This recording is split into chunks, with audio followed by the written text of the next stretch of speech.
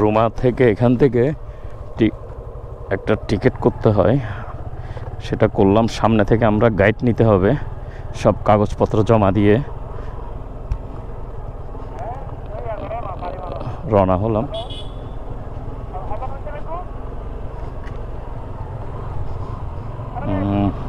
বগালকের উদ্দেশ্যে আবার রওনা।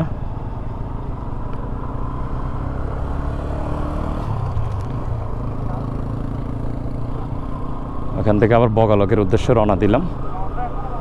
সামনে থেকে আমাদেরকে গাইড নিতে হবে। আসলে গাইডের বিষয়টা আমার কাছে অনেক প্যারা মনে হচ্ছে। এই একটা দিন থাকা, আজকে যাব আমরা কালকে আসবো, দেখা যাবে তাকে 2 দিনের টাকা দিয়ে দিতে হবে।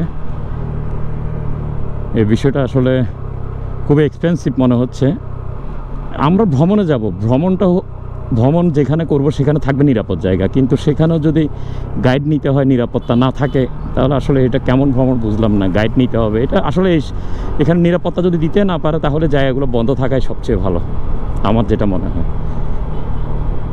যারা বাজেট ট্যুর করে তাদের জন্য অনেক বেশি প্রবলেম ক্রিয়েট হবে।